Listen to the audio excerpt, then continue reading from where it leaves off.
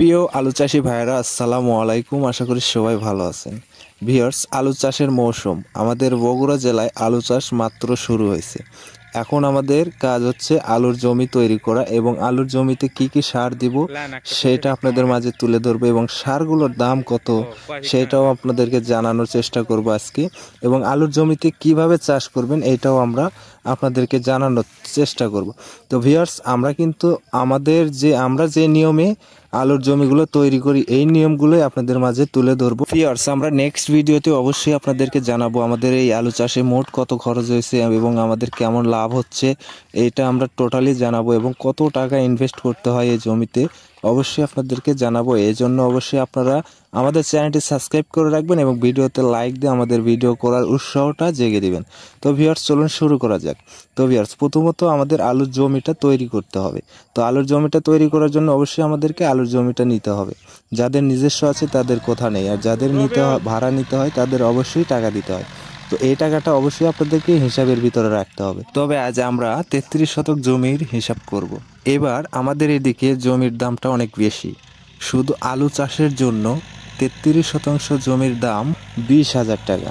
মাত্র আলু চাষ শেষ হয়ে যাবে, জমিটা তাকে ঘুরে দিবেন, আলু চাষ করা পর্যন্ত আপনাকে 20,000 টাকা দিতে হবে। তো ভিউয়ার্স, আমরা আলু চাষ করার জন্য 20,000 টাকা দিয়ে জমিটা নিয়ে নিলাম ভাড়া। তো এরপরে আছে আমাদের সার খরচ, এগুলো আমি ধাপে ধাপে বলতেছি। তো এখন আলুর জমিটা নেওয়ার শেষে এখন আমাদেরকে আলুর জমিটা চাষ করতে হবে। তো আমরা কিভাবে আলুর জমিটা চাষ করব? তো ভিউয়ার্স, আলুর জমিটা চাষ করার জন্য আপনাদেরকে ট্রাক্টর ব্যবহার করতে হবে। ট্রাক্টরে মাটি ভালো হয়, আর মাটি ভালো হওয়ার জন্যই আলু ফলনটা ভালো হবে। এই জন্য আপনাকে ট্রাক্টর ব্যবহার করতে হবে। তো অবশ্যই ট্রাক্টর ব্যবহার করবেন। আর এই চাষটা আপনারা 3 ভাগে চাষ করতে পারবেন। আর 3 ভাগে চাষ করার জন্য প্রথম ভাগে আপনারা 2 চাষ করতে হবে। প্রথম ভাগের চাষে আপনারা 2 চাষ করে নেবেন। আর এই 2 চাষ করে নেবেন মাটি ঝুরঝুরো করার জন্য বা আগাছা যদি থাকে সেগুলো নষ্ট করার জন্য আপনারা প্রথমে 2 চাষ করে নেবেন।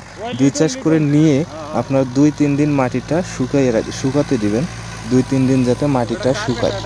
এই 3 দিন পরে আপনাকে দ্বিতীয় ধাপের চাষটা করতে হবে। আর দ্বিতীয় ধাপে চাষ করবেন আপনারা মাটি ডিপ করার জন্য। যত মাটি ডিপ হবে তত আপনার আলুর ফলন বাড়বে। এজন্য অবশ্যই আপনাকে মাটি ডিপ করার জন্য চাষ দিতে হবে। আপনি যে ট্রাক্টর দিয়ে চাষ করবেন সেই ট্রাক্টর আলাকে বলবেন অবশ্যই যাতে মাটিটা ডিপ হয়। তো ভিউয়ার্স, এই ডিপ মাটিটা করার পরে আবারও 2 দিন পরে আপনারা সার ছিটিয়ে দিবেন পুরো জমিতে। সমস্ত সার ছিটিয়ে দেওয়ার পরে অবশ্যই আপনাকে ফিনিশিং লাস্ট 2 চাষ দিতে হবে। তো ফিনিশিং চাষের সময় যাতে মাটি ঝুরো হয় এটা আপনারা ট্র্যাক্টর আলাকে বলে দিবেন যাতে মাটিটা ঝুরো হয়।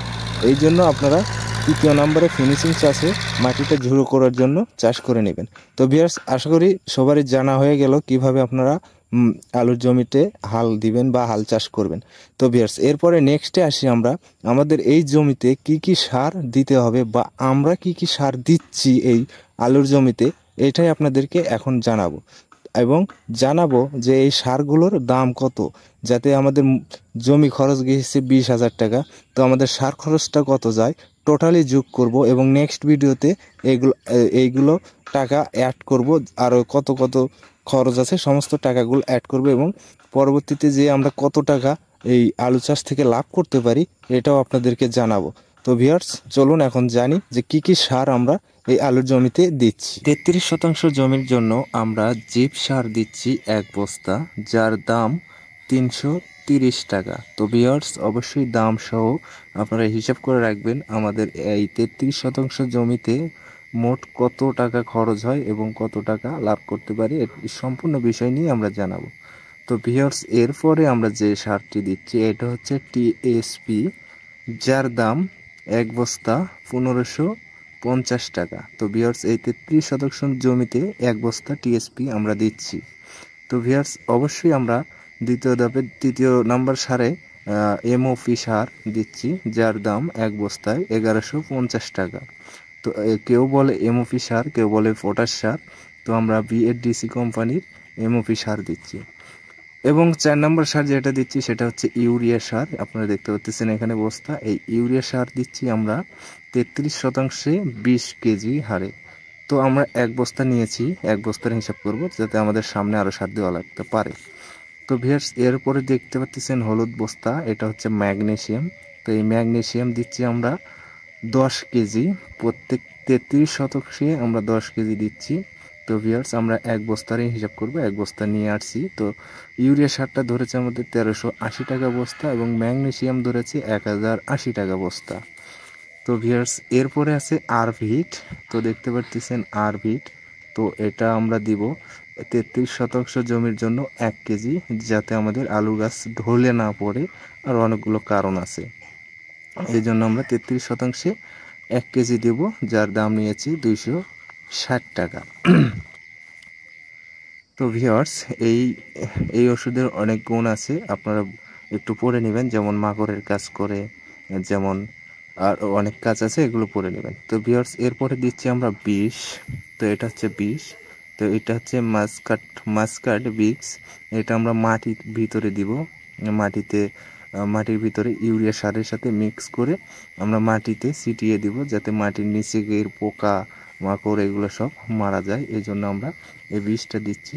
তো এই 500 মিলির দাম নিয়েছে আমাদের 550 টাকা। তো আপনারা 33 শতাংশে 250 মিলি দিয়ে দিবেন। আমরা 33 শতাংশে 250 মিলি দিচ্ছি, ভবিষ্যতে আমাদের আরও লাগবে, এই জন্য আমরা 500 মিলি নিয়ে রাখলাম। তো ভিউয়ার্স এরপরে দিব হচ্ছে আমরা গ্রেড বোরন। তো এটাকে বোরন বলে, তো আপনারা যে কোনো কোম্পানির বোরন দিতে পারেন। আমরা 33 শতাংশের জমিতে 1 কেজি বোরন দিচ্ছি, যার দাম 170 টাকা। অবশ্যই বোরনের কার্যকরগুলো আপনারা একটু পড়ে নেবেন, যেমন আলুতে দাগ হবে না, আলুতে দাউদ ধরবে না, আলুর কালার ভালো থাকবে, আলুর মার্জিত কালার হবে এবং আলুটা অনেক সুন্দর দেখতে হবে এই বোরন দেওয়ার জন্য।